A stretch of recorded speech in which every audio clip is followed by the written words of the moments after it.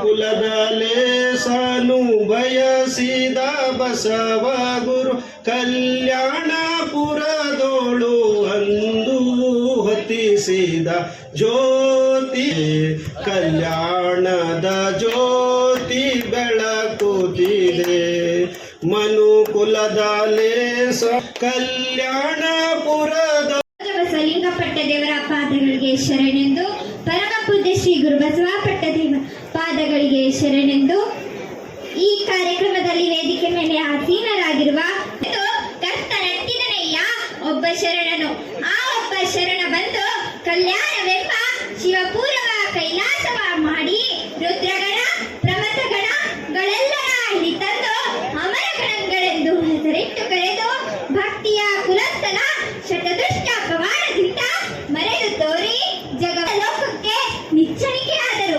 ಆ ಶಿವಶರಣ ಮನೆಯೊಳಗಿಪ್ಪ ಶಿವಗಣಗಳ ತಿಂತಿನೆಯ ಕಂಡು ಎನ್ನ ಮನ ಒಬ್ಬಿ ಕೊಬ್ಬಿ ಓಲಾಡುತ್ತಿದ್ದೆನಯ್ಯ. ನಮ್ಮ ಗುಹೇಶ್ವರ ಶರಣ ಸಂಗನ ಬಸವಣ್ಣನ ದಾಸೋಹಗಣವ ಏನೆಂದೆನ್ನಬಹುದು ನೋಡ ಸಿದ್ದರಾಮಯ್ಯ.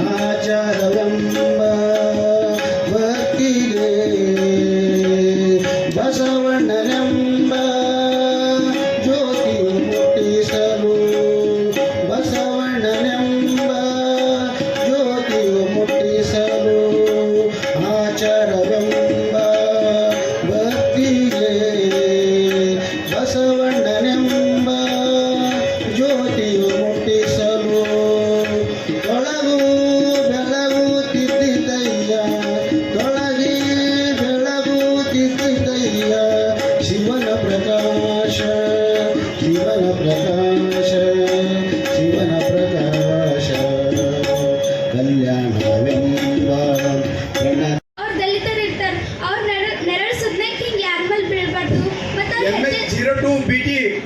ಆಗ ಅವ ನೋಡ್ತಾನ ಅಲ್ಲೊಂದು ಮನೆಗೂ ರುದ್ರಾಭಿಷೇಕನೂ ನಡೀತಾ ಇರ್ತದು. ಆಗದು ಶಬ್ದ ಎಲ್ಲ ಕೇಳಿ ಎಷ್ಟು ಚಂದ ಅದ ಅಂತ ಕಿಟಕಿಯಾಗಿ ನೋಡ್ತಾ ಇರ್ತಾನೆ. ಆಗ ಒಳಗಿಂದ ಒಬ್ಬ ಪೂಜಾರಿ ಏನ್ ಮಾಡ್ತಾನೆ, ಇವ ದಲಿತ ಹುಡುಗ ನೋಡತಾನಂತೂ ಎಲ್ಲ ಮುಂಡದೆ ಚೀರ್ತಾನೆ. ಹಾಗೂ ಒಳಗಿನವರೆಲ್ಲ ಓಡಿ ಬರ್ತಾರೆ ಹೊರಗೆ. ಏನಾಗ್ಯದ ಅಂತ ಕೇಳಿದಾಗ ಅವ ಪೂಜಾರಿ ಅಂತಾನ, ಇಲ್ಲೊಬ್ಬ ದಲಿತ ಹುಡುಗ ಬಂದು ನಮ್ದು ಮಂತ್ರ ಶಕ್ತಿಗಳೆಲ್ಲ ಕೇಳಿ ಅಶುದ್ಧ ಮಾಡ್ಯಾನ.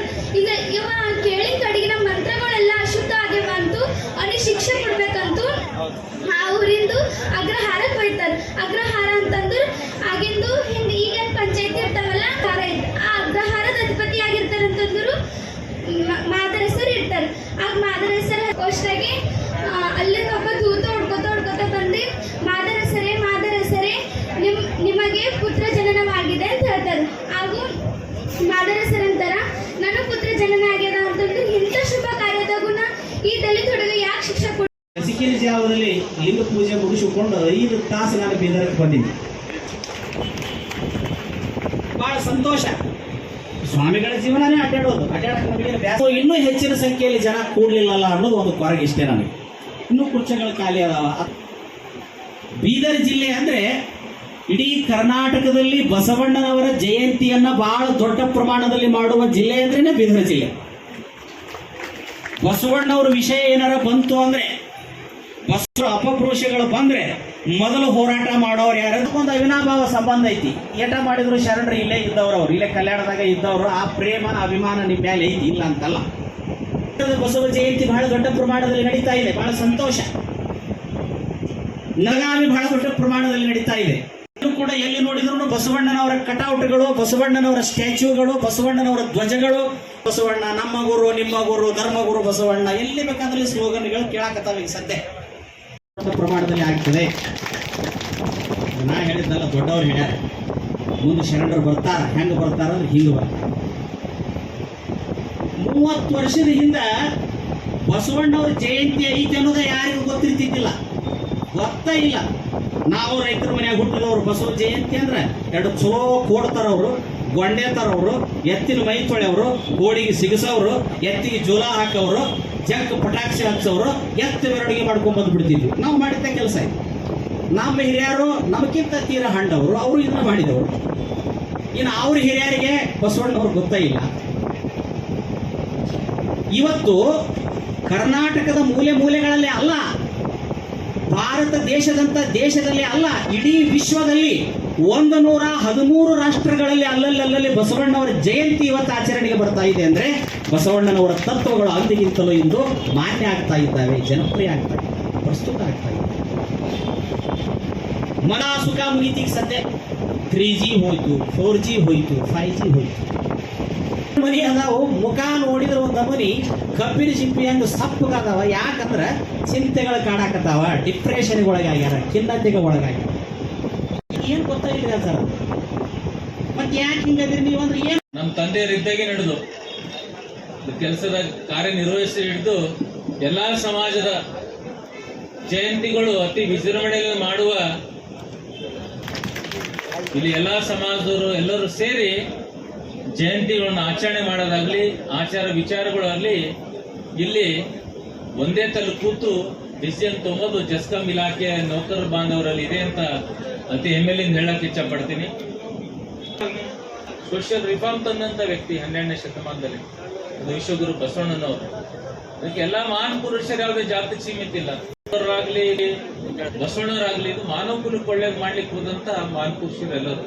ನಾವು ಒಂದೇ ಜಾತಿಗೆ ಸೀಮಿತ ಮಾಡೋದು ಕೂಡ ತಪ್ಪಾಗ್ತದೆ. ಅವ್ರ ಆದರ್ಶಗಳು ಪಾಲನೆ ಮಾಡ್ಬೇಕು, ಜೀವನ ಅಳಿಸ್ಕೊಳ್ಬೇಕು, ಇದು ಬಹಳ ಮುಖ್ಯ ಅದ. ನಾವು ಕೂಡ ಬಹಳ ಪುಣ್ಯವಂತ. ಯಾಕಂದ್ರೆ ನಾನಾಗ್ಲಿ, ರಹೀಮ್ ಖಾನ್ ಆಗ್ಲಿ, ಜಸ್ಕಮ್ದೇ ಒಂದು ಏನಂತ ಜಸ್ಕಮ್ ಬ್ರ್ಯಾಂಡ್ ಇಬ್ಬರು. ಒಬ್ಬರು ಲೇಬರ್ ಮಗ ಇಲ್ಲಿ ಮಿನಿಸ್ಟರ್ ಆಗಿ ಮತ್ತೆ ಬರ್ತಾನಂತ ಯಾರಿಗೂ ಗೊತ್ತಿಲ್ಲ. ये खुदा का बहुत बड़ी कीमती चीज है. ಅದ್ರ ಸಲಗೆ ಈಶ್ವರ್ ಸಾಹೇಬರಂದು ರಾಜ ಮಗ ಇದ್ದಾರೆ. ಅವ್ರ ಫಾದರ್ ಮೊದಲೇ MLA ಇದ್ದರು. ಮನೀಶ್ ಶಾಲೆಂದ್ರೆ ಬಹುತಿ ಮುಷ್ಕಿಲ್ ಸೆ ನಾವೆಲ್ಲರೂ ಈ ಸ್ಥಾನಕ್ಕೆ ಬಂದಿದ್ದೆವು. ಇಡೀ ಬೀದರ್ನಲ್ಲಿ ನಿಜವಾಗಲೂ ನಾನು 4ನೇ ಸಲ MLA. ಯಾವುದು ಭೇದ ಭಾವ ಇಲ್ಲ. ಬಸವಣ್ಣ ಅವ್ರದ್ದು ಏನು ವಚನ ಇದೆ ಅದ್ರ ಮೇಲೆ ನಾನು ಸ್ವಲ್ಪ ಫಾಲೋ ಮಾಡ್ತೀನಿ. ನಿಜವಾಗ್ಲೂ ಎಷ್ಟು ಹೇಳಿದ್ರು ಕಡಿಮೆ ಇದೆ, ತಮ್ಮೆಲ್ಲರಿಗೂ ಗೊತ್ತಿದೆ. ಆ ವಚನಲ್ಲಿ ತುಂಬ ಇಂಪಾರ್ಟೆನ್ಸ್ ಕೊಟ್ಟಿದ್ದಾರೆ. ಬಸವಣ್ಣ ರೆಸೊಲ್ಯೂಷನ್ ಯಾಕೆ ಮಾಡಿದ್ದಾರೆ, ಯಾಕೆ ಚೇಂಜ್ ಆಗಿದ್ದಾರೆ, ಅದು ಎಲ್ಲ ಒಂದು ಸ್ಮಾಲ್ ಎಕ್ಸಾಂಪಲ್ ಕೊಟ್ಟು ನಾನು ಮುಗಿಸ್ಬಿಡ್ತೇನೆ. ಇದು ಬೀದರ್ ಡಿಸ್ಟಿಕ್, ಬಸವಣ್ಣ ಅವ್ರದ್ದು ಧರ್ತಿ ಇದೆ. ಇಲ್ಲಿ ತುಂಬ ಈಕ್ವಾಲಿಟಿ, ಯಾವುದು ಭೇದ ಭಾವ ಇರಬಾರ್ದು, ಯಾವ ಜಾತಿ ಇರಬಾರ್ದು. ನಾನು ಮಕ್ಕ ಮದೀನಾ ಹೋಗಿದ್ದೇನೆ, ಅಲ್ಲಿ ಇಷ್ಟು ಪ್ಯೂರಿಟಿ ಇದೆ. ನಮಗೆ ಹೇಳ್ತಾರೆ, ನಮಗೆ ನೀವೆಲ್ಲ ಡೂಪ್ಲಿಕೇಟ್ ಇದ್ದೀರಿ ಅಂತ. ಮಾಡೋದಕ್ಕಾಗಿ ಈಗ ಸಚಿವರಾಗಿದ್ದಾರೆ, ಅವರಿಗೆ ಜೋರಾದ ಚಪ್ಪಾಳೆ. ಸಾಬ್ ದುವಾ भी है और खवा भी है और शिवा भी है. सब उनका एक टावर भी है, साहब के पास पावर भी है. आज तारीख 20-8-9 ಸಾಹೇಬರು ಮಾತಾಡಿದ್ರೆ ಹಿಮ್ಮತ್ತು, ಎಲ್ಲರಿಗೆ ಕಿಮ್ಮತ್ತು. ನಿಮ್ಮ ಪ್ರೀತಿಯ ಚಪ್ಪಾಳೆ ಅವರಿಗೆ ಸವಲತ್ತು. ನೇರವಾಗಿ ಈಗ ಸನ್ಮಾನ್ಯ ಈಶ್ವರ್ ಖಂಡೆ ಸಾಹಿತ್ಯ ಕೊಟ್ಟಿದ್ದಾರೆ. ಸಾಮಾಜಿಕ ನ್ಯಾಯ ಇಡೀ ಜಗತ್ತಿಗೆ ಕೊಟ್ಟಂತದ್ದು ಬಸವ ತತ್ವ. ಲಿಂಗಾಯತ ವೀರಶೈವ ಸಮುದಾಯ ಅಂತ ಬಹಳ ಹೆಮ್ಮೆಯಿಂದ ನಾವೆಲ್ಲ ಹೇಳ್ಬೋದು.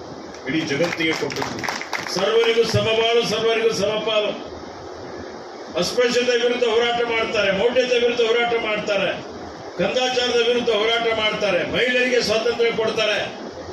ಕೊಟ್ಟು ಕಾಯಕವೇ ಕೈಲಾಸ, ದೈವೇ ಧರ್ಮದ ಮೂಲವಯ್ಯ, ಇವನಾರು ಎಂದೆನಿಸಿದರಿಯೇ ನಮ್ಮ ಮನೆ ನಿಲ್ಲಿಸಯ್ಯ ಅನ್ನುವಂಥ ಮಾತನ್ನು ಹೇಳ್ತಾರೆ. ನನಗಿಂತ ಕೀರಿಲ್ಲ, ಶಿವಭಕ್ತರಿಗಿಂತ ಹಿರಿಯರಿಲ್ಲ ಅನ್ನುವಂಥ ಮಾತನ್ನು ಹೇಳಿ ವಚನದಲ್ಲಿ ಎಲ್ಲವೂ ಇದೆ. ಒಂದು ವಚನದಲ್ಲಿ ಸ್ವಲ್ಪ ಅಳವಡಿಸಿದ್ರೆ ಬಹಳ ಬದಲಾವಣೆ ಆಗ್ತದೆ.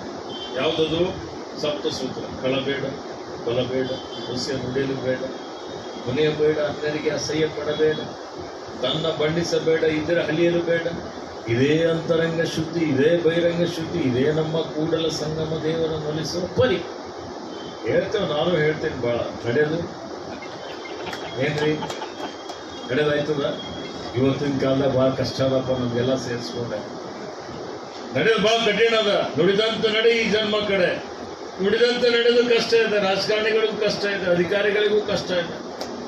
ಸ್ವಲ್ಪ ಆದ್ರೂ ನಡೀಲಿಕ್ಕೆ ಪ್ರಯತ್ನ ಮಾಡಬೇಕು. ಇವತ್ತೇನಾಗಿದೆ, ಯಾರಿಗೂ ಇವತ್ತು ಹಿಂಗೆ ಮಾಡಿ ಹೀಗೆ ಮಾಡ್ಕೊಳ್ಳೋದು ಯಾರು ಲೆಕ್ಕ ಹಾಕಬಾರ್ದು. ಅದು ಪಾಪ. ಏನೋ ನಿಮಗೆ ಪ್ರೀತಿಯಿಂದ ಗೌರವ ಕೊಡ್ತಾರೆ, ಗೌರವ ಮಾಡ್ತಾರೆ. ನಿಮಗೆ ಇವತ್ತಿನ ದಿವಸ ಕೆಲಸ ಮಾಡಿದ್ದೀರಿ ಅಂತ ಯಾರಿಗೆ ಹೇಳಿದರೆ ಅದು ಪರವಾಗಿಲ್ಲ. ಇವತ್ತು ಆ ರೀತಿಯಲ್ಲಿ ಇವತ್ತು ನಾವು ಬಸವಣ್ಣರ ಜಯಂತಿ ಮಾಡ್ತಾ ಇದ್ದೀವಿ ಅಂದರೆ ಇವತ್ತೇನು ಸಮಾಜದಲ್ಲಿ ಸಮಾಜ ಹೊಡೆಯುವಂಥ ಶಕ್ತಿಗಳಿದ್ದಾವೆ, ಅದಕ್ಕೆ ಬಿಡಬಾರ್ದು. ಸಾಮರಸ್ಯ ಎಲ್ಲರಿಗೂ ವೇದಿಕೆ ಮೇಲೆ ಹಾಗೂ ಮೂವರಿಂದ ಎಲ್ಲರಿಗೂ ಜಯಂತ್ಸೋತ್ಸವ ಹಾರ್ದಿಕ ಶುಭಾಶಯವನ್ನು ಕೋರಿ ನನ್ನನ್ನು ಕರೆಸಿ ಸನ್ಮಾನಿಸಿದ್ದಕ್ಕೆ ತಮಗೆಲ್ಲರಿಗೂ ಒಂದಿಸಿ ನಾನು ಮಾತು ಮುಗಿಸ್ತೀನಿ. ಜೈ ಹಿಂದ್, ಜೈ ಕರ್ನಾಟಕ.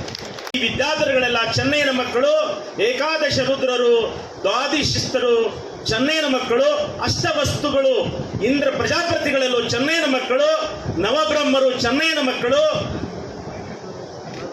ತಂತಿಸ್ ಕೋಟಿ ದೇವತೆಗಳು ಚೆನ್ನೈನ ಮಕ್ಕಳು, ಬಾಳೆಕ್ಷಣ ಚೆನ್ನೈನ ಮಕ್ಕಳು, ನನ್ನಂತವರು ನಿಮ್ಮಂತವ್ರು ಎಲ್ಲರೂ ಚೆನ್ನೈನ ಮಕ್ಕಳು.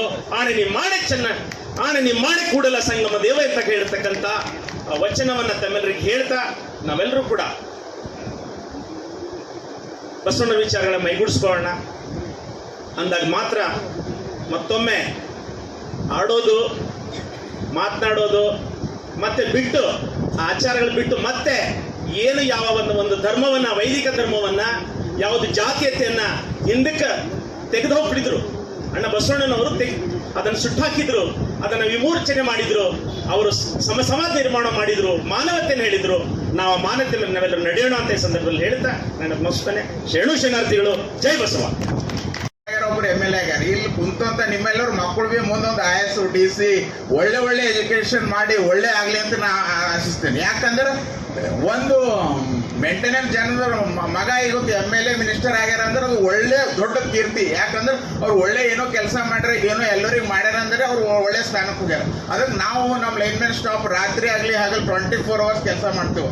ಎಲ್ಲರ ಲೈನ್ ಹೋಗ್ಯದಂದ್ರೆ ಆಗಿದ ರಾತ್ರಿ ಮಾಡ್ಕೊಂಡ್ರೆ ಬಂದ ಲೈನ್ ಸ್ಟ್ಯಾಂಡ್ ಮಾಡಿ ಆ ಊರಿಗೆ ಸಪ್ಲೈ ಕೊಡ್ತೇವೆ. ಅದಕ್ಕೆ ನಮ್ಮದು ಮುಂದಿನ ಮಕ್ಕಳಿಗೆ ಮುಂದೆ ಅವ್ರಿಗೆ ಒಳ್ಳೆ ಎಜುಕೇಶನ್ ಸಿಕ್ಕಿ ಹೆಂಗ ಡಾಕ್ಟರ್ ಸಾಹೇಬರು, ರಹೀಮ್ ಖಾನ್ ಅಪ್ಲೆ ನಮ್ಮ ಮಕ್ಕಳಿಗೆ ಮುಂದೆ ಒಳ್ಳೆ ದೊಡ್ಡ ಪೋಸ್ಟಿಗೆ ಹೋಗ್ಬೇಕಂತ ಹೇಳಿ ನಾನು ಮಾತು ಮುಗಿಸ್ತೀನಿ. ಜೈ ಹಿಂದ್, ಜೈ ಕರ್ನಾಟಕ. 26 ವರ್ಷ ಆಯಿತು. 26 ವರ್ಷದಿಂದ ನಾವು ನೋಡ್ಕೊತಾ ಬಂದಿದ್ದೆವು. ಈ ವರ್ಷ 2026ನೇದು ಅಂಬೇಡ್ಕರ್ ಜಯಂತಿ ಮತ್ತು ಬಸವ ಜಯಂತಿ ಈ ಕಾರ್ಯಕ್ರಮ ಅದ್ಧೂರಿ ಆಗ್ಯದ ಅಂತೇಳಿ ಈ ಸಂದರ್ಭದಲ್ಲಿ ನಾನು ಹೇಳ ಬಯಸ್ತೀನಿ. ಇದಕ್ಕೆ ಯಾರು ಕಾರಣೀಕರ್ತರು ನಾವೆಲ್ಲರೂ ಇದ್ದೆವು, ಅವರು ಎಲ್ಲರಿಗೂ ನಾನು ಧನ್ಯವಾದ ಹೇಳ್ತೀನಿ ಮೊಟ್ಟ ಮೊದಲಿಗೆ. ಅದೇ ರೀತಿ ಸಾಕಷ್ಟು ಈವರೆಗೆ ನಮ್ಮ ನವನಾಥ್ ಪಾಟೀಲ್ ಆಗಿರ್ಬೋದು, ಹಾಸ್ಯ, ಯಾಕಂದ್ರೆ ಪ್ರತಿ ಸಲ ಹಾಸ್ಯ ಕಲಾವಿದರಿಗೆ ನಾವು ಕರೆಸ್ತಿದ್ದೆವು. ಈಗ ಈ ಸಲ ನಮ್ಮ ಮಲ್ಲಿಕಾರ್ಜುನ್ ಸರ್ ಅಂದರು ಯಾರಿಗೂ ಬೇಡ್ರಿ ನಾವೇ ಮಾತಾಡೋಣ ಅಂತೇಳಿ. ಆದರೂ ಕೂಡ ಇವತ್ತು ಲಾಸ್ಟಿಗೆ ಮತ್ತೆ ಹಾಸ್ಯ ಕಲಾವಿದರು ಬಂದರು, ಅವ್ರಿಗೂ ಕೂಡ ನಾ ಇವತ್ತಿನ ದಿವಸ ಧನ್ಯವಾದ ಹೇಳ್ತೀನಿ.